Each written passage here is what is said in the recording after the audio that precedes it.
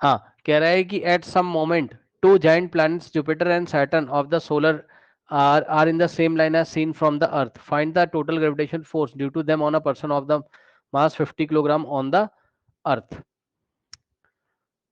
तो ये देखिए, ये कोई बंदा अर्थ पे खड़ा हुआ है और इस बंदे का मास कितना है, 50 किलोग्राम। सही। अब एक बार बताओ, पहले ये अर्थ है, अर्थ इस पे क्या लगा रही होगी, ग्रेविटेशनल फोर्स। तो अर्थ इस पे कितना ग्रेविटेशनल फोर्स लगा रही होगी, F G is equal to इसके वेट के इक्वल, यानी कि एम इंटू जी, यानी कि 50 इंटू जी की वैल्यू 9.8 ले लो, या जो भी लेना हो ले लो भाई।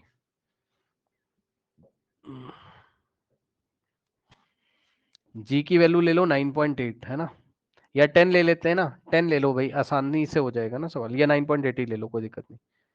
तो इसको सॉल्व कर लो भैया, कितना आएगा चेक कर लो, पॉइंट हटाओगे 10 आएगा, यहाँ ये कैंसिल हो जाएगा 5, और 98 इंटू 5, 5 8 जब 40, 4 5 9 जब 45 प्लस 4 49, 490 न्यूटन। ओके, तो इस बंदे पे फोर्स कितना लग रहा है अर्थ के द्वारा, अर्थ कितना फोर्स लगा रही है, 490 न्यूटन का। ठीक, अब सुनो, अब उसने आपसे सवाल ये पूछा, कह रहा है कि ये बताओ कि इसी टाइम पे जो जुपिटर है और सैटर्न है, ये जुपिटर और सैटर्न के कारण टोटल ग्रेविटेशनल फोर्स बंदे पे कितना लग रहा है, could the force due to the planets important.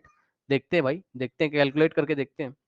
तो ये देखो, यहां पर जुपिटर है और ये सैटर्न है, मान लो ये एक ही लाइन में, ये इस तरीके से, तो ये भी इस बंदे पे ग्रेविटेशनल फोर्स लगा रहे होंगे भाई। अब देखो, बड़ी सीधी साफ बात मैं तुम्हें बताऊं, बड़ी सीधी साफ बात मैं तुम्हें बताऊं, जरा एक बात बताओ कि इस बंदे पे जो ये आपके जुपिटर और सैटर्न है ना, मान लो ये जुपिटर है, जैसे एग्जांपल दे रहा हूं, अब कौन आगे कौन पीछे होगा वो तो बात की बात है ना। ये वाला प्लेनेट आपका जुपिटर है और ये वाला है कौन सा आपका सैटर्न। अब भाई एक बात बताओ, बड़ी सीधी सी बात मैं आपसे पूछता हूँ, एकदम सीधी सी बात, पता है क्या फोर्स ऑफ ग्रेविटेशनल फोर्स का फॉर्मूला क्या होता है बताओ, जी एम एम अपॉन में आर का स्क्वायर। आर क्या होता है, डिस्टेंस। अब देखो, पता है मैं आपको कैलकुलेशन के चक्कर में भी नहीं रखूंगा, मैं आपको कैलकुलेशन के भी चक्कर में नहीं रखूंगा, बिल्कुल आराम से सवाल को हम कर लेंगे बिना कैलकुलेशन के। देखिए बच्चों, जुपिटर से लेके इस बंदे तक की दूरी कितनी, मान लो R1 है, ठीक। अब ये R1 तो बहुत बड़ी वैल्यू है भाई, ये बात आप मानते हो कि नहीं मुझे बताओ यार, तुम खुद समझो जरा, तुम अर्थ पे खड़े हुए हो, तुम्हारा मास है 50 किलोग्राम, वो जुपिटर है, वो इतना दूर जुपिटर है, क्या जुपिटर तुम्हें खींच लेगा, जुपिटर या सैटर्न तुम्हें पकड़ के खींच लेता है बताओ, या सन तुम्हें पकड़ के खींच लेता है, नहीं। क्यों, क्योंकि जुपिटर और सैटर्न बच्चों तुमसे बहुत ज्यादा दूरी पर है, यानी कि R1 R2 tends to infinity, R1 tends to infinity, R1 भी बहुत ज्यादा है और R2 भी बहुत ज्यादा है, टेंस टू इंफिनिटी है, इसकी वैल्यू बहुत हाई है। तो यदि R बहुत ज्यादा हो जाएगा तो फोर्स कैसा हो जाएगा, बहुत कम, यानी कि gravitational force due to Saturn is approximately equal to 0। मतलब आपके ऊपर जो ग्रेविटेशनल फोर्स लगा रहा है कौन, सैटर्न, और कौन लगा रहा है, जुपिटर, वो 0 लगा रहा है। कितना लगा रहा है, लगभग 0। लो कैलकुलेशन ही मत करो ना भाई, gravitational force by the Jupiter is approximately equal to 0, तो तुम्हारे ऊपर लगभग कितना फोर्स लगाएंगे ये लोग, 0। कितना ग्रेविटेशनल फोर्स लगाएंगे, 0। कोई पूछेगा क्यों, तो उसको बोल देना कि भैया आर तो बहुत ज्यादा है, जुपिटर से और सैटर्न से हमारी दूरी बहुत ज्यादा है, तो हमारे ऊपर लगने वाला जो ग्रेविटेशनल फोर्स होगा जुपिटर और सैटर्न के द्वारा वो बहुत ही कम होगा, 0 के इक्वल होगा। बस ऐसे ही किसी का भी क्वेश्चन आ जाए, मून का क्वेश्चन आ जाए, तो तुम मैच खेलने जाते हो रात में, मान लो तुम बैडमिंटन खेल रहे हो, मून मान लो तुम्हें दिखाई पड़ रहा हो, पर मून खींच लेगा तुम्हें उठा के, ऐसा तो नहीं है। ठीक, अगर इनका ग्रेविटेशनल फोर्स इंपॉर्टेंट होता तो भैया तुम बाहर ही नहीं निकल सकते थे, या बाहर क्या तुम निकल ही नहीं पाओगे, पकड़ के खींच लेगा, टकरा जाओगे ऊपर जाके, समझ गए। तो ये फोर्स इंपॉर्टेंट नहीं है हमारे लिए, because these force are tends to 0। बताइए कोई समस्या, बताइए। कैलकुलेशन भी मत करो, डेटा ही नहीं है तो क्या कैलकुलेशन करोगे, ठीक है। और आप उसको बोलो कि ये वाले फोर्स 0 है और अर्थ जो ग्रेविटेशनल फोर्स लगा रही है वो 490 न्यूटन का है, इसीलिए तो हम अर्थ से अट्रैक्ट होके अर्थ पे खड़े हुए हैं। बताइए कोई डाउट बताइए? नहीं। अब हम आते हैं बच्चों अपने टॉपिक पे। वापस। अब क्लास स्टार्ट होने जा यस, थ्रस्ट एंड प्रेशर की हमने कल बात करी थी, ठीक है। और बच्चों मैंने आपको बहुत सारे एग्जांपल्स दिए थे थ्रस्ट एंड प्रेशर में। मैंने आपको बताया था कि यदि क्रॉस सेक्शन एरिया कम होगा तो फोर्स का इफेक्ट ज्यादा आएगा, यदि क्रॉस सेक्शन एरिया ज्यादा है तो फोर्स का इफेक्ट कम आएगा, यानी कि प्रेशर कम होगा, वगैरह वगैरह। अब आइए बच्चों जरा अच्छा सवाल करते हैं, चलो बस मैं आपसे थोड़ा ये पूछना चाहता हूं कि ये डायग्राम दिया हुआ है। चलो बच्चों, एक ब्लॉक है, ठीक। इस ब्लॉक की आपको लेंथ दे के रखा है कितना, 40, ब्रेथ इसकी 20 है, और हाइट आप जो भी बोल रहा हो, बस ये लेंथ ब्रेथ हाइट इसका दिया है, लेंथ ब्रेथ हाइट, ठीक। अब जरा देख सकते हो आप, ये इसका लंबा वाला पोर्शन कितना है, 40, ये 40 है, ठीक। उसके बाद ये वाला पोर्शन 20, और ये समझ रहे हो बात को, 40, 20 और ये 10, ठीक। अब आप मुझे देख के बताइए जरा, जब बच्चों एक बात बताओ, इस ब्लॉक का जो मास है सो तो है, मास तो इसका फिक्स है, मानते हो कि नहीं आप बताओ? मास तो इसका फिक्स है, मानते हो कि नहीं? मास कितना है बताइए? 5 किलोग्राम। मास तो कितना है बताइए? 5 किलोग्राम, ठीक। मास कितना है? 5 किलोग्राम, ठीक। अब मुझे आप लोग ये बताइए बच्चों कि इसका वेट कितना होगा, मतलब जब इसको ग्राउंड पे रखोगे तो ग्राउंड पे कितना वेट लगाएगा ये, मतलब कितना फोर्स लगाएगा, अपने वेट के इक्वली तो फोर्स लगाएगा भाई। इसका जो वेट होगा उस वेट के इक्वली तो फोर्स लगाएगा, मानते हो कि नहीं इस बात को? तो इसका वेट निकाल लो बच्चों। m इंटू जी, m कितना है 5, और g की वैल्यू 9.8 लेना हो तो 9.8 ले लीजिए, या जो भी बुक में लिया हो इन्होंने ले लीजिए, 9.8 ही लिया होगा भाई, चेक कर लो 9.8 ही लिया होगा। सॉल्व करो भाई, कितना आएगा चेक करो, सॉल्व करो। 5 8 जा 40 और 4 5 9 जा 45, 45 प्लस 4 49.0, तो वेट कितना आ गया 49 न्यूटन। यानी कि जरा मुझे बताओगे आप लोग बच्चों, यदि इस ब्लॉक को चाहे मैं ऐसे रखूं चाहे मैं ऐसे रखूं, ये ग्राउंड पे कितना फोर्स लगा रहा है, पहले तो मुझे ये बताओ। चाहे मैं इसको ऐसे खड़ा खड़ा रखूं चाहे मैं इसको ऐसे पड़ा पड़ा रखूं, ये ग्राउंड पे कितना फोर्स लगा रहा है बताइए बच्चों। फर्स्ट कंडीशन में ग्राउंड पे कितना फोर्स लगा रहा है, जब ये खड़ा खड़ा रख दिया, ये फर्स्ट कंडीशन है, और ये ऐसा पड़ा पड़ा रखा हुआ है, ये सेकंड कंडीशन। बताओ फर्स्ट कंडीशन में ग्राउंड पे कितना फोर्स लगा रहा है ये बताओ, 49 Newton. Very good very good very good. और सेकंड कंडीशन में भी ये फोर्स कितना लगा रहा है बताइए, सेकंड कंडीशन में भी ये फोर्स कितना लगा रहा है बच्चों बताइए स्टूडेंट्स, सेकंड कंडीशन में भी ये force 49 Newton. Very good very good भाई, फोर्स तो फिक्स है ना, फोर्स तो इसके वेट के इक्वल लगेगा, फोर्स तो फिक्स है, चाहे ऐसे रखो वैसे रखो टेढ़ा रखो, है ना, चाहे जैसे रखो सीधा रखो गिरा के रखो, चाहे जैसे रखो, तो फोर्स तो ग्राउंड पे सेम लग रहा है। लेकिन ग्राउंड पे प्रेशर कितना लग रहा है, ये इस बात पे डिपेंड करेगा कि कांटेक्ट एरिया कहां पर ज्यादा है और कहां पर कम है। जहां पर एरिया ज्यादा होगा बच्चों वहां पर प्रेशर कम आएगा, और जहां पर एक कांटेक्ट एरिया कम होगा वहां प्रेशर ज्यादा आएगा। सही बच्चों? तो फर्स्ट वाला केस जरा सॉल्व करिए। फर्स्ट वाले केस के लिए ये ऐसे खड़ा करके रखा है, ये ऐसे खड़ा करके रखा है, ठीक। तो बताओ ये हो गई इसकी लेंथ और ये हो गई इसकी ब्रेथ, तो कितना कांटेक्ट एरिया है बताइए, कितना कांटेक्ट एरिया है कांटेक्ट में। फर्स्ट केस में बच्चों एरिया कितना है, फर्स्ट केस में एरिया कितना है बताओ, लेंथ कितनी है 20 सेंटीमीटर, और ब्रेथ कितनी है 10। क्यों भाई? अब कुछ बच्चे घूम गए होंगे बेचारे। भाई एक बात बताओ, जब तुम इसको ऐसे खड़ा करके रखोगे तो ग्राउंड के कांटेक्ट में कौन आएगा, ये वाला रेक्टेंगल नहीं आएगा, ये जो दिख रहा है नीचे बेस वाला। तो रेक्टेंगल का एरिया क्या होता है, लेंथ इंटू ब्रेथ। तो ऐसे खड़ा करके रख रहे हो तो लेंथ कितनी दिखाई पड़ रही है 20 सेंटीमीटर, और ब्रेथ कितनी दिखाई पड़ रही है 10 सेंटीमीटर। तो फर्स्ट केस में एरिया कितना आ जाएगा बच्चों आपका, लेंथ इंटू ब्रेथ। थोड़ा ध्यान रखना जरा, थोड़ा ध्यान रखना जरा। क्या बच्चों, सेंटीमीटर को मीटर में चेंज कर लीजिए, क्योंकि एरिया आपको मीटर स्क्वायर में चाहिए, इस बात में सावधानी रखिएगा, ठीक। तो यहां पर क्या आ जाएगा 20 और डिवाइडेड बाय सेंटीमीटर को बच्चों मीटर में कैसे करोगे, 100 से डिवाइड करोगे तो मीटर में आ जाएगा, इंटू 10 डिवाइडेड बाय 100, और सेंटीमीटर को किस में चेंज करेंगे, मीटर में। ठीक, ओके। नाउ ये 0 से 0 कटेगा, ये 0 से 0 कटेगा। नाउ यहां से आ जाएगा 2 इंटू 1 2, और अपॉन में 10 इंटू 10 100, और मीटर इंटू मीटर मीटर का स्क्वायर। अब बताओ 2 अपॉन 100 कितना होता है। चलो ऐसे ही रहने दो, ऐसे ही रहने दो, क्या हो गया, ऐसे रहने दो। अब फर्स्ट केस में प्रेशर निकाल लो, फर्स्ट केस में प्रेशर निकालो। प्रेशर क्या होता है, फोर्स अपॉन एरिया। हाँ भाई बच्चों, फोर्स की जगह कितना रखेंगे बताइए, 49 न्यूटन। ठीक, और एरिया की जगह कितना रखेंगे, 2 अपॉन 100। सही है, और यहां से 100 ऊपर जाएगा तो कितना आ जाएगा, 49 इंटू 100 और डिवाइडेड बाय 2। ठीक, नीचे डिवाइडेड बाय 2।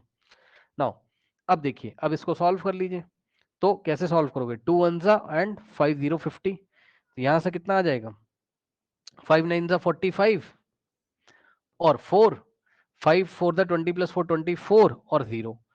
ठीक, तो 2450 न्यूटन पर मीटर स्क्वायर, न्यूटन पर मीटर स्क्वायर है ना। प्रेशर निकाल रहे हो ना, ऊपर से मिलेगा न्यूटन, नीचे से मिलेगा मीटर स्क्वायर, तो न्यूटन पर मीटर स्क्वायर का प्रेशर है। इसी को आप क्या लिख सकते हो, 2450 का प्रेशर, पास्कल का प्रेशर। भाई न्यूटन पर मीटर स्क्वायर क्या होता है, पास्कल। तो बच्चों फर्स्ट केस में प्रेशर कितना आ रहा है, आप अपनी बुक से भी मैच कर सकते हैं। फर्स्ट केस में प्रेशर कितना आ रहा है, 2450 न्यूटन मीटर स्क्वायर। और एक बात मैं आपसे पूछना चाहता हूं, एक बात मैं आपसे पूछना चाहता हूं, बताओ फर्स्ट केस में प्रेशर ज्यादा आना चाहिए या सेकंड केस में, बताओ। फर्स्ट केस में आपके हिसाब से फर्स्ट केस में प्रेशर ज्यादा आएगा या सेकंड केस में, बताओ। अभी मैं फर्स्ट। फर्स्ट केस में प्रेशर ज्यादा आएगा। Very good very good very good. क्यों, क्योंकि फर्स्ट केस में कॉन्टेक्ट एरिया कम है भाई। जब तुम इसको खड़ा खड़ा रखोगे तो ये कॉन्टेक्ट एरिया कम है, तो प्रेशर ज्यादा आएगा। और जब तुम इसको पड़ा पड़ा रखोगे तो कॉन्टेक्ट एरिया ज्यादा हो जाएगा, ये पूरा कॉन्टेक्ट एरिया ज्यादा हो जाएगा, तो प्रेशर कम हो जाएगा, प्रेशर कम हो जाएगा। आया कि नहीं आया बताइए, आया कि नहीं आया, है ना। ठीक, तो अब मैं यही चीज आपको निकाल के दिखा रहा हूं, है ना बच्चों, यही चीज मैं आपको कैलकुलेट करके दिखा रहा हूं। तो देखिए बच्चों, फर्स्ट केस में प्रेशर आ गया, अब हम सेकंड केस में प्रेशर निकाल लेंगे इसी तरीके से, है ना। तो ध्यान देंगे स्टूडेंट्स। अब देखिए, सेकंड केस में बच्चों प्रेशर निकाला, तो उसके लिए सेकंड केस में आपको क्या चाहिए, एरिया। तो सेकंड केस में एरिया कितना हो जाएगा, जरा ध्यान दें बच्चों, इस बार लेंथ कितनी है 40 और ब्रेथ कितनी है 20, तो 40 into 20, so length into breadth 40 into 20। ठीक, तो क्या आ जाएगा, 40 सेंटीमीटर लेंथ और 20 सेंटीमीटर ब्रेथ, सो 40 into 20, correct, 40 centimetre into 20। Now अब इसको 100 से डिवाइड करोगे तो 40 अपॉन में 100, और सेंटीमीटर की जगह मीटर, इंटू 20 अपॉन 100, और सेंटीमीटर की जगह मीटर। ये 0 से 0 गया और 0 से 0 गया। ठीक, 4 2 जा 8 होता है, और अपॉन में 10 इंटू 10 100 मीटर का स्क्वायर। इसको सॉल्व करने की जरूरत नहीं है, क्योंकि आप सीधे सॉल्व कर लोगे जब आप प्रेशर निकालोगे। तो pressure is equals to force upon area. सही है, फोर्स तो आपका यहाँ पर भी 49 न्यूटन होगा सेकंड केस में भी, और एरिया कितना हो जाएगा, एरिया में 8 अपॉन 100 मीटर स्क्वायर रखोगे तो ये 100 जाएगा ऊपर, तो यहाँ से क्या आ जाएगा 49 इंटू 100 अपॉन में 8। सही है, अब सुनिए सॉल्व करिए, 4 टू जा 8 और 4 इंटू 25, फिर यहाँ से क्या आ जाएगा 49, और 2 से काटेगा 2 1 जा, और यहाँ 12.5।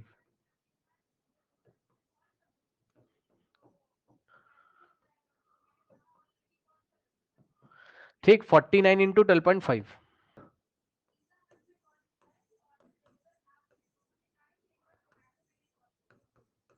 9 5 जा 45, 4 9 2 जा 18, 18 प्लस 4 22, और 2 9 1 जा 9 प्लस 2 11, इंटू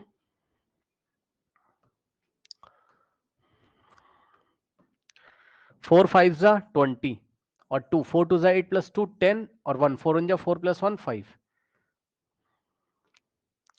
5 और 2 और 1, 5 प्लस 1 6, पीछे से 1 डिजिट छोड़ के डेसिमल, 612.612 12.5 न्यूटन पर मीटर स्क्वायर, या आप क्या बोल सकते हैं 612.5 पास्कल।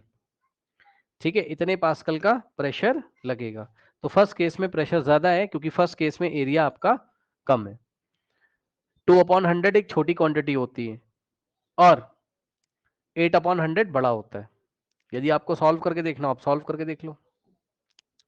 2/100 का मतलब 0.02 मीटर स्क्वायर एरिया और 8/100 का मतलब 0.08 मीटर स्क्वायर का एरिया। सही है, ओके, ये चीज है।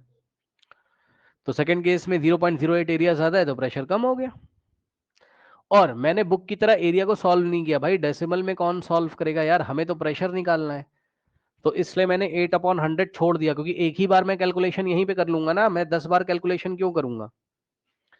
ठीक है, नाउ अब देखिए, अब देखिए स्टूडेंट्स, तो ये हो गया आपका thrust and pressure.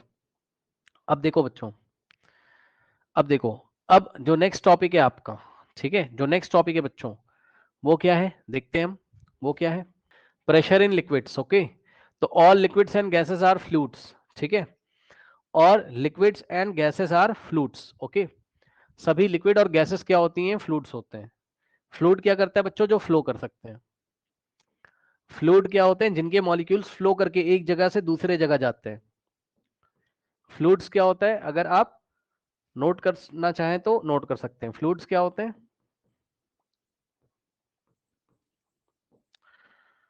The material which can flow, the material which can flow। ऐसे मटेरियल जो फ्लो कर सकते हैं उसको हम क्या बोलते हैं, फ्लूइड। ठीक है, all the gases and liquids are fluid, all the liquids and gases are fluid. Okay, सभी लिक्विड्स और गैसेस क्या है, फ्लूइड है। ठीक, क्योंकि लिक्विड्स भी फ्लो कर सकते हैं और गैसेस भी फ्लो कर सकती हैं। ठीक, फ्लो का मतलब समझते हैं ना, पानी को आप फर्श पे डालते हो फ्लो कर जाता है। कोई गैस है, गैस को छोड़ दोगे रूम में, फ्लो करके एक जगह से दूसरी जगह चली जाएगी। ठीक, नाउ कह रहा a solid exerts pressure on the surface due to its weight. बिल्कुल सही बात है, कोई भी सॉलिड लिया आपने, वो किसी सरफेस पे यूं इस तरीके से आपने रख दिया, तो वो क्यों प्रेशर लगाता है। प्रेशर कब लगेगा बताइए बच्चों, प्रेशर कब लगेगा, जब फोर्स अवेलेबल होगा। तो उसने बोला जब आप कोई सॉलिड किसी सरफेस पे रखोगे, ऐसे, ये सॉलिड है देख लीजिए बच्चों, सॉलिड ब्लॉक है एक, तो इसको मैंने ऐसे सरफेस पे रखा, तो ये अपने वेट के कारण प्रेशर लगा रहा है ना। अभी आप सवाल करके आओ, इसका वेट निकालोगे m इंटू जी से, तो वही वेट तो फोर्स होगा यार, वही वाला वेट तो इसका फोर्स होगा जो फोर्स ये सरफेस पे लगा रहा है। तो फोर्स पर यूनिट एरिया या वेट पर यूनिट एरिया ही इसका प्रेशर होगा। तो सॉलिड प्रेशर क्यों लगाते हैं, सॉलिड प्रेशर क्यों लगाते हैं, सॉलिड प्रेशर अपनी वेट की वजह से लगाते हैं। यही चीज किताब में लिखी हुई है, solid exerts pressure on the surface due to its weight. ठीक, अब similarly fluids have also wait.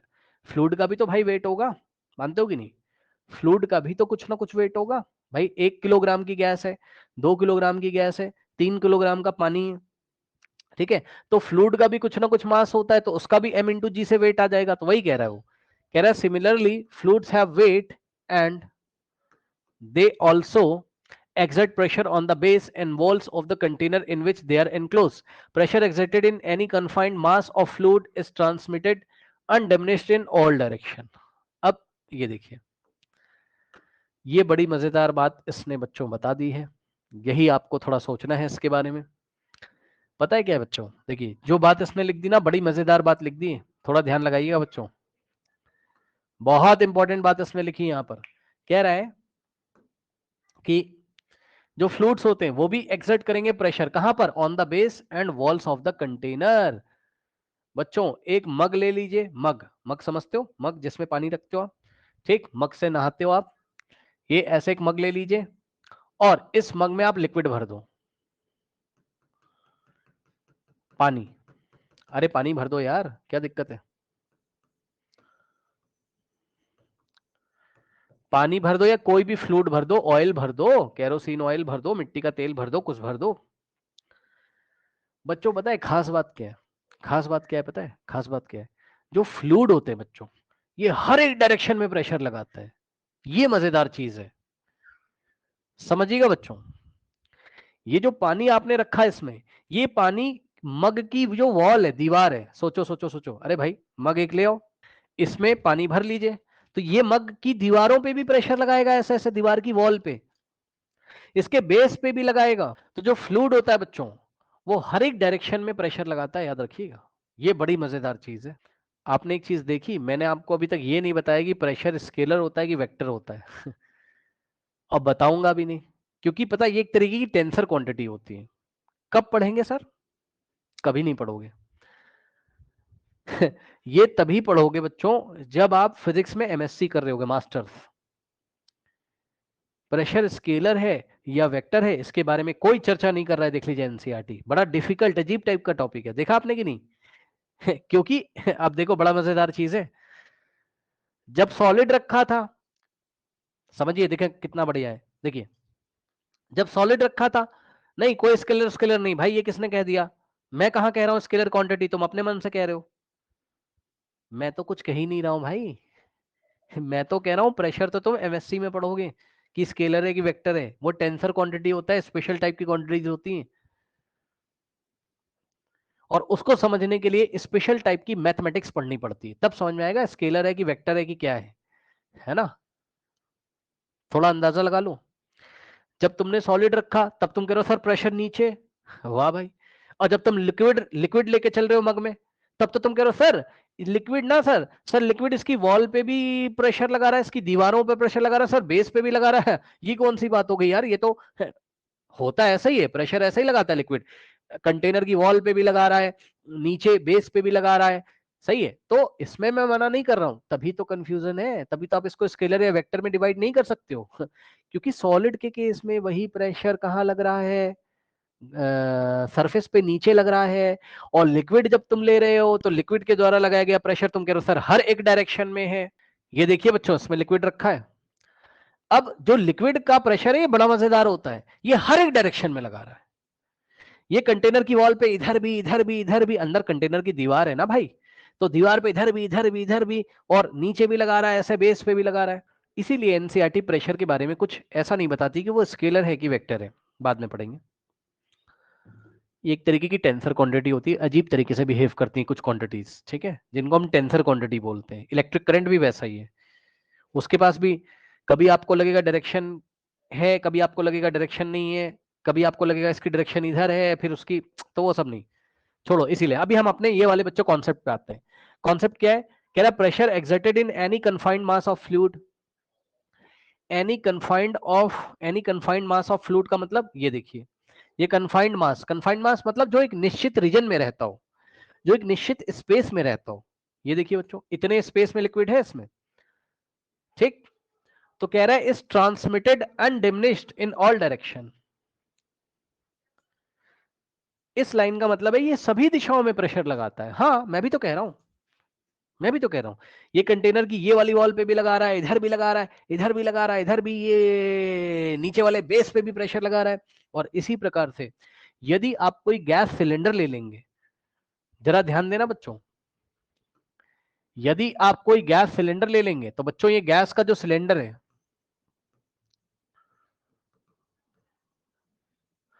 ठीक, ये जो गैस का क्या है, सिलेंडर है, ठीक, ओके ओके। ये जो गैस का सिलेंडर है, इसमें गैस के मॉलिक्यूल्स हैं, ये भी तो डिफरेंट डायरेक्शंस में अनडिमिनिश्ड,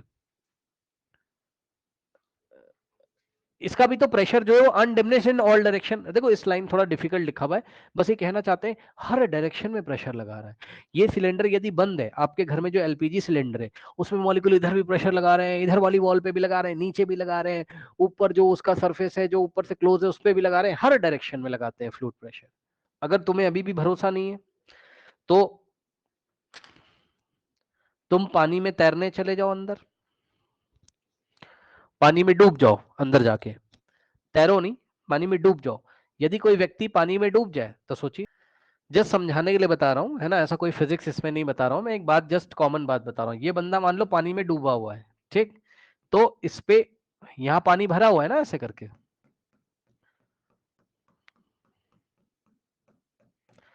तो ये लिक्विड इधर भी प्रेशर लगाएगा, इधर भी, है ना, पानी के मॉलिक्यूल्स को दबा रहे हैं सब तरीके से, सब तरफ से। और अगर एक सॉलिड में रख दूं अपनी बॉडी पे, ये देखिए इस तरीके से, तो बस ये यही प्रेशर लगा रहा है, बस मेरे हाथ को तो नहीं दबा रहा है कोई आके। अजीब सी बात है थोड़ा सा, कि लिक्विड सभी डायरेक्शंस में प्रेशर लगाते हैं, सॉलिड सॉलिड केवल सरफेस पे प्रेशर लगाता है अपने वेट के कारण, लिक्विड सभी डायरेक्शन में प्रेशर लगाते हैं जहां जहां उसको मौका मिलता है, ठीक। अब आइए बच्चों, हम लोग देखते हैं क्या, बायंसी। बच्चों इसको फ्लूइड मैकेनिक्स बोलते हैं। इस टॉपिक का नाम क्या है, फ्लूइड मैकेनिक्स, ठीक। एक आपने पढ़ी है अभी न्यूटोनियन मैकेनिक्स पढ़ी है अभी आपने, कौन से चैप्टर न्यूटोनियन मैकेनिक्स में आपने पढ़े, बताइए।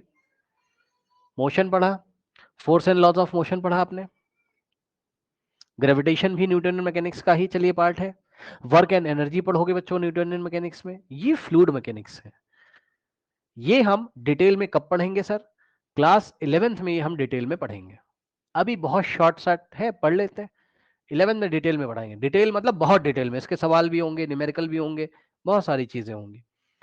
अभी जो जो बातें बताई जा रही हैं उसको बस आप ध्यान कर लीजिए एग्जाम के लिए, ठीक। नाउ अब देखते हैं बच्चों बायंसी। देखो बच्चों, बायंसी अभी हम लोग यहाँ पढ़ लेंगे, जो भी ये लोग लिख रहे हैं, ठीक है, कोई बात नहीं है, लेकिन मैं आपको थोड़ा पहले समझाना चाहता हूँ, है ना, मैं आपको थोड़ा समझाना चाहता हूँ, ठीक, मैं आपको थोड़ा समझाना चाहता हूँ। देखिए एक बात बताओ बच्चों, एक बात बताओ, एक बात बताओ, जरा मुझे बच्चों बताइए आप लोग, आपने एक मग में पानी भर लीजिए ऐसे करके, पूरा इस मग को बच्चों पानी से भर लो, यहां तक भर लिया, चलो भर लो भर लो भर लो भर लो।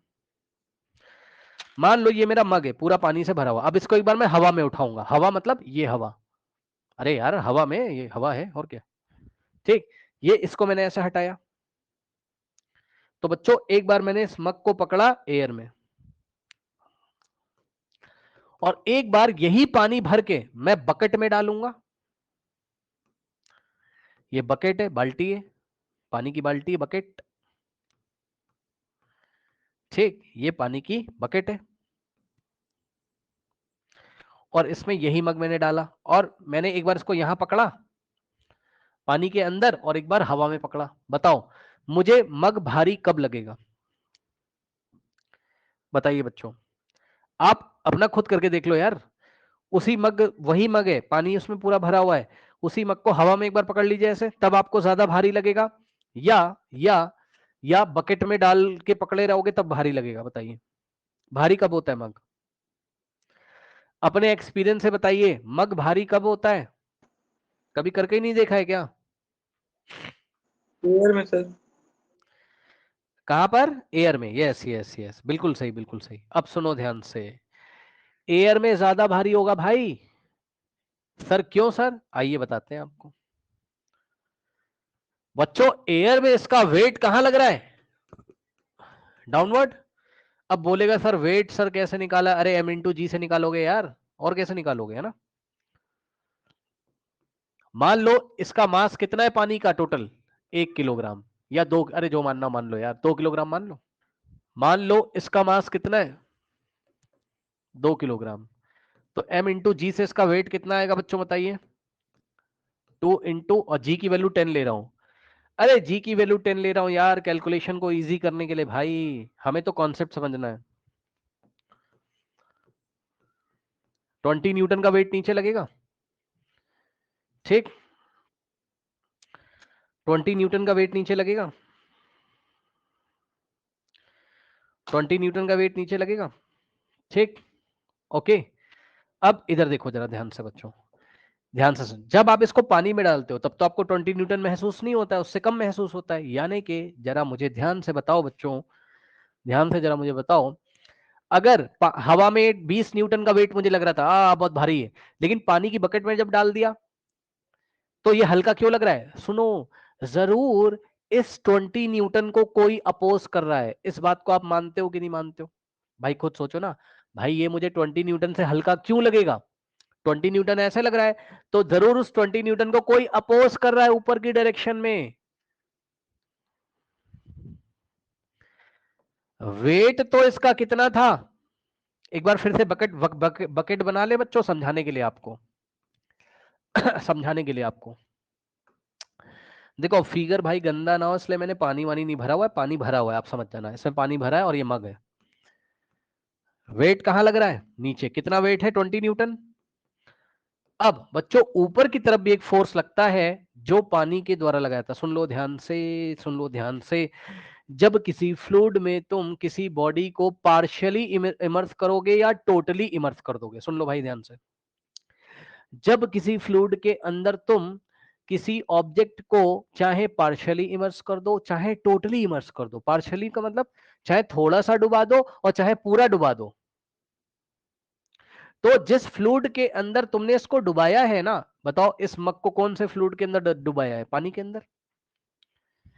इस मग को कौन से फ्लूइड में तुमने इसको इमर्स किया है, डुबाया है? पानी में।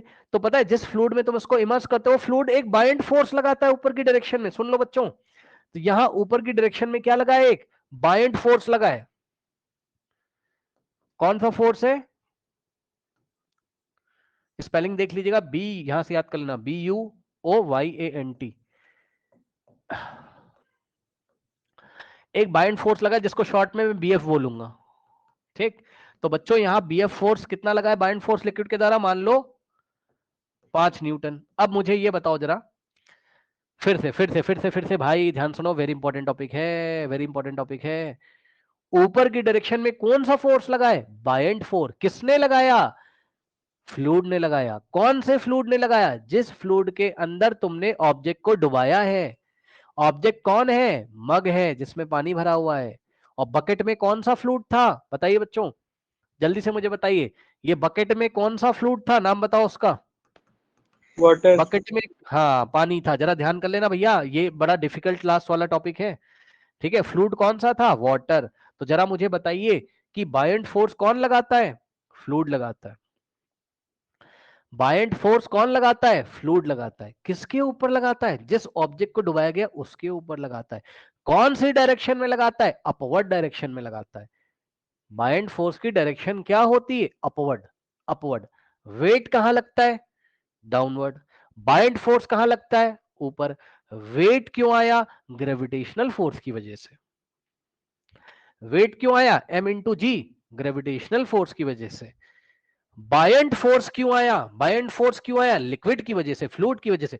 फ्लूइड लगाता है। अब बच्चों जरा मुझे बताओ, अब जरा मुझे बताओ, इस मग के ऊपर, इस मग के ऊपर जब ये मग हवा में था, जब ये मग हवा में था, तो इस पे एक ही रिजल्टेंट फोर्स लग रहा था।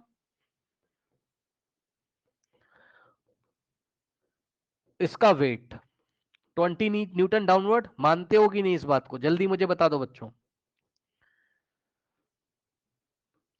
ठीक, 20 न्यूटन डाउनवर्ड लग रहा होगा।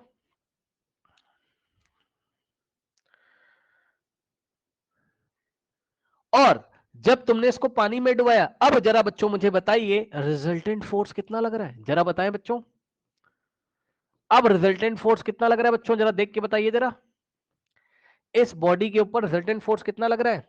बोलो बोलो बोलो फटाक से। 20 न्यूटन तो नीचे लग रहा है। अरे जीरो कैसे लग जाएगा यार? जीरो कैसे बता रहे हो? अरे 15 न्यूटन। अरे वेट 20 न्यूटन नीचे और उसको 5 न्यूटन सपोज कर रहा है, तो 20 - 5 कितना हो जाएगा? 15 नहीं लगेगा? बताइए। तो अब इस पे रिजल्टेंट फोर्स कितना लग रहा है बच्चों? 20 न्यूटन -5 न्यूटन, 15 न्यूटन। जरा एक बात और बता देना भाई, जरा एक बात और बता देना मुझे, ये 15 न्यूटन किधर आ रहा है? रिजल्टेंट की डायरेक्शन कहां है? नीचे या ऊपर? देख के बताइए डायग्राम। अपवर्ड। रिजल्टेंट, अरे अपवर्ड कैसे आ जाएगा? इन दोनों में से कौन बड़ा है? 20 बड़ा है या बाइंड फोर्स 5 न्यूटन बड़ा है? अरे यार अजीब सी बात कर रहे हो आप। ये देखिए एक ऑब्जेक्ट है, ऊपर ऊपर लग रहा है कितना? 5, और नीचे खींच रहे हैं इसको 20 से। कौन सा ज्यादा है? नीचे वाला ज्यादा है तो जो ज्यादा है वही तो डोमिनेट करेगा, तो डायरेक्शन नीचे ही तो आएगी 15 न्यूटन की। भाई एक बात बताओ, इसी मग को अगर हम लोग खींचे, आपस में गेम खेलें, हम बोले कि भाई तुम इसको 5 न्यूटन से ऊपर खींचो, मैं इसको 20 न्यूटन से नीचे खींच रहा हूं, तो नीचे ही तो जाएगा, लेकिन 15 न्यूटन से जाएगा ना, क्योंकि 5 से तुम ऊपर खींच रहे हो, मैं 20 से खींच रहा हूं, 20 माइनस 5 15 से नीचे जाएगा। तो भाई वही चीज लिक्विड में हो रही है, क्या दिक्कत है? मग का वेट नीचे है 20 न्यूटन और बाइंड फोर्स 5 न्यूटन ऊपर लगा रहा है, कौन? लिक्विड इसको ऊपर धक्का दे रहा है। लिक्विड क्यों धक्का दे रहा है? लिक्विड प्रेशर लगा सकता है ना भाई, प्रेशर लगाने का मतलब फोर्स लगा सकता है, तो लिक्विड ऊपर की डायरेक्शन में फोर्स लगाता है जिसको बाइंड फोर्स बोलते हो। अब सुनो सुनो सुनो सुनो सुनो सुनो सुनो सुनो सुनो, तो बच्चों इस पर रिजल्टेंट कितना आ रहा है? 15 न्यूटन का। कहां आ रहा है? नीचे। तो अब बताओ, यहां पर जब आप इस बकेट में ऐसा हाथ डाल के इस मग को उठाओगे, तो आपको कितना वेट, मतलब कितना वेट इसका उठाना पड़ेगा, और यहां पर उठाओगे तो कितना उठाना पड़ेगा बताओ? हवा में कितना उठाना पड़ेगा आपको, बताओ? हवा में कितनी दम लगानी पड़ेगी, कितने न्यूटन का फोर्स लगा के उठाना पड़ेगा, देख के बताओ, बोलो। 20 न्यूटन। हाँ, और पानी में, पानी में कितना फोर्स लगा के उठाना पड़ेगा केवल तुम्हें, मतलब बोलो बोलो बोलो बोलो। 15 न्यूटन। हाँ, क्योंकि 5 का तो बाइंड फोर्स मिल जा रहा है यार तुम्हें, 20 में से 5 को तो कैंसिल कर दे रहा है लिक्विड, तो हल्का हो गया ना। इसको अपेरेंट वेट बोलते हैं।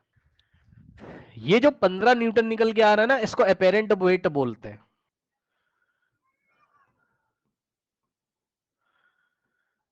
अपेरेंट वेट इसको बोलते हैं। अपेरेंट मतलब ऐसा लग रहा है, अपेरेंट वेट मतलब ऐसा लग रहा है ये 15 न्यूटन का है, नहीं, वेट तो भाई उसका 20 न्यूटन ही है। 5 का बाइंड मिल गया लिक्विड से, जो पानी था, फ्लूइड था, उसने 5 का बाइंड लगा दिया, तो तुम्हें ऐसा लग रहा है, अपेरेंट, तुम्हें ऐसा प्रतीत हो रहा है, तुम्हें ऐसा लग रहा है कि 15 न्यूटन उठा रहे हो तुम। अब बताइए अपेरेंट वेट कैसे निकालोगे बच्चों? Weight original minus bind force.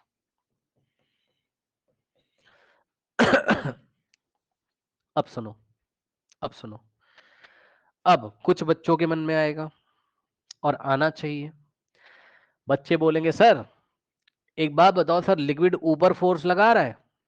Sir दाएं और बाएं से लिक्विड फोर्स नहीं लगा रहा होगा, लगा रहा होगा, वो कैंसिल आउट हो जाते हैं यार, चेक कर लो।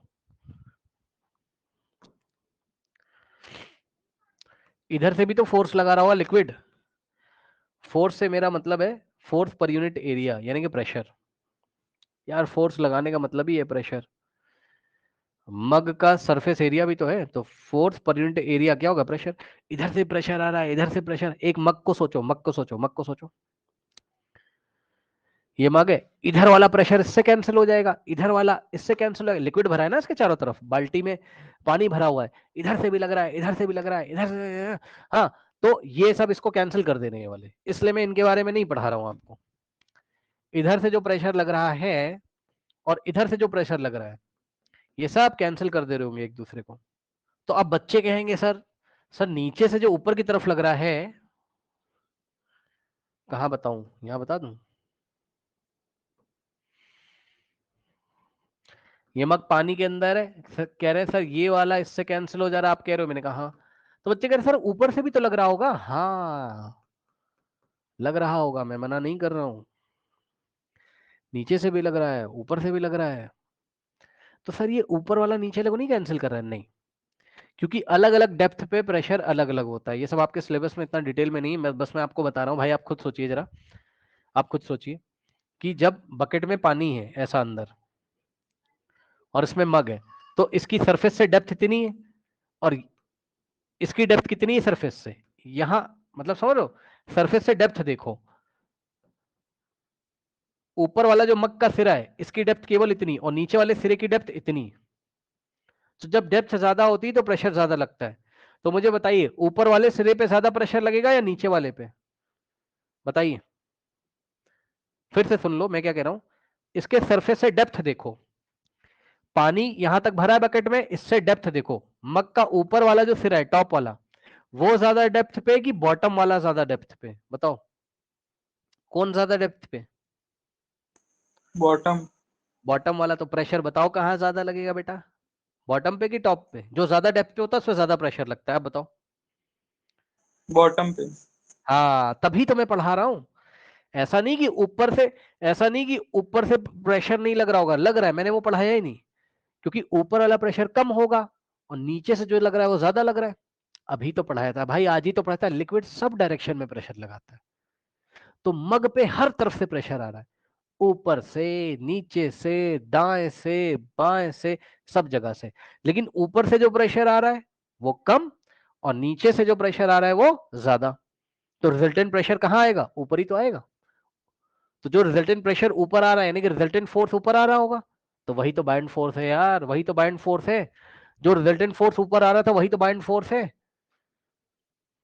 और देख लो, ये वाला जो पॉइंट है इस पे इधर से प्रेशर लगेगा और ये वाले पॉइंट पे इधर से। अब चेक कर लो, चाहे ये वाला पॉइंट हो चाहे ये वाला, ये सेम डेप्थ पे है तो दोनों के प्रेशर सेम होंगे, कैंसिल हो जाएंगे। ये वाले पॉइंट पे इधर से प्रेशर लगेगा, ये वाले पे इधर से, ये दोनों ऊपर टॉप से सेम डेप्थ पे हैं, कैंसिल हो जाएगा। लेकिन ये वाला जो सिरा है यहाँ पे जो प्रेशर लग रहा होगा ये इतनी डेप्थ पे और नीचे वाला इतनी डेप्थ पे, तो नीचे प्रेशर ज्यादा, ऐसे जो लग रहा होगा। तो रिजल्टेंट किधर आएगा? ऐसे, उसी को हम बाइंड फोर्स बोलते हैं। अब मोटी मोटी बात ध्यान से सुनिए। मोटी मोटी बात क्या सीखी आपने बताइए? कि यदि कोई ऑब्जेक्ट उठा के आप कहां डालोगे? किसी फ्लूइड में, तो फ्लूइड इसके ऊपर क्या लगाएगा? एक तरीके का बाइंड फोर्स ऊपर की डायरेक्शन में। और इस वजह से वो ऑब्जेक्ट आपको हल्का नजर आएगा क्योंकि उसका अपेरेंट वेट कम हो जाएगा। एयर में जितना उसका वेट था उससे कम आपको फील होगा क्योंकि कोई ऊपर फोर्स लगा रहा है, फ्लूइड ऊपर फोर्स लगा रहा है। अब सवाल सुनो बच्चों, ये बताइए कि एयर में जब मग है, क्या एयर फ्लूइड है कि नहीं? पहले ये बताओ, क्या एयर फ्लूइड है कि नहीं? पहले ये बताओ, एयर फ्लूइड है कि नहीं? जल्दी बताओ। अरे, ऐसे मटेरियल जो फ्लो कर सकते हैं वो फ्लूइड होते हैं, एयर फ्लूइड है कि नहीं है? है। Yes sir. बिल्कुल सही बताना है। तो बच्चों क्या एयर बाइंड फोर्स नहीं लगा रही होगी? क्या एयर बाइंड फोर्स नहीं लगा रही होगी? लगा रही होगी सर। एयर भी बाइंड लगाती है लेकिन बहुत कम लगाती है। एयर भी बाइंड फोर्स लगाती है लेकिन बहुत कम बाइंड फोर्स लगाती है, इसलिए हम उसको निग्लेक्ट कर देते हैं। समझिए। अब मुझे जरा बताओ, देखते हैं आपके मन में क्या आता है। दो चार सवाल पूछूं आपसे? दो चार सवाल पूछूं? चलो एक बार इसकी बात देख लेते हैं। कह रहे have you ever had swim in a pool or felt lighter? Have you ever drawn water from the well and felt the bucket of the water is heavier when it is out of the water? कह रहा क्या swimming pool में तुमने कभी तैर लगाई है, तैरा है? क्या तुम्हारा शरीर तुम्हें हल्का महसूस होता है? मतलब तुम हवा में चल रहे हो, तुम्हें ज्यादा भार भार महसूस होता है शरीर का, लेकिन जब तुम पानी में उतर जाते हो तो तुम्हें हल्का महसूस होता है? हाँ होता है, उतर के देख लो, स्विमिंग करके देख लो। क्यों? बताओ बच्चों, पानी में जाके तुम्हारी बॉडी हल्की क्यों लगती है? बोलो बोलो बोलो। ये पानी भरा हुआ है और पानी में तुम तैरने चले गए, ये इस तरीके से। बताओ तुम्हारी बॉडी तुम्हें हल्की क्यों लगती है? By force. Very good very good very good very good, by force, very good. पानी तुम्हारी बॉडी पे ऊपर बाइंड फोर्स लगाता है तो जितना वेट था उतना अब तुम्हें समझ में नहीं आएगा, उससे कम वेट समझ में आएगा। मान लो तुम्हारा वेट 20 न्यूटन था तो तुम्हें 15 समझ में आएगा, 5 ऊपर मिल रहा है बाइंड फोर्स। कौन लगाता है बाइंड फोर्स? लिक्विड लगाता है या कोई फ्लूइड लगाता है तुम्हारी बॉडी के ऊपर, इसलिए तुम्हें हल्का लगेगा। ठीक।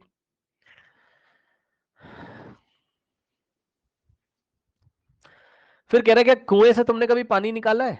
हाँ, कुएं से जब पानी निकालोगे तो जब तक जब बकेट हवा में आ जाती है, कुएं से पानी निकालते आपने किसी को देखा है? जब तक बकेट पानी में रहती तब तक तो आराम से रस्सी खींचता है क्योंकि बाइंड फोर्स मिल रहा होता है, हल्की लगेगी बकेट। जैसे ही हवा में आती कुएं से निकल के उसकी हालत खराब हो जाती, फिर वो रस्सी को बहुत तेजी से खींचता है क्योंकि अब बकेट हवा में आ गई ना। तो हवा में तो पूरा का पूरा वेट नीचे लग रहा होगा, कोई बाइंड फोर्स है नहीं और है भी तो बहुत कम, तो बकेट को उठाने में बहुत तकलीफ होती है उसको। कह रहे have you ever wondered why a ship made up of iron and steel do not sink. अच्छा, इसके बारे में हम बाद में बात करेंगे, but while the same amount of iron and steel, okay this question ये छोड़ो, ये हम बाद में बात करेंगे। अब देखिए बच्चों, यहाँ एक एक्टिविटी कराई है इसने। कह रहा है take an empty plastic bottle, close the mouth of the bottle with the airtight stopper, put the bucket in filled water, you will see that the bottle floats, push the bottle into water, you will feel an upward push. Okay, try to push it further down, you will find it is difficult to deeper and deeper. This indicates that the water exerts a force on the bottle in the upward direction. The upward force exerted by the water goes on increasing as the bottle is pushed deeper till the completely immersed. Now release the bottle, it bounces back to the surface. Does the force due to the gravitational attraction of the force acts on this bottle? If so, why does not the bottle stay immersed in the water after release? How can you immerse the bottle in the water?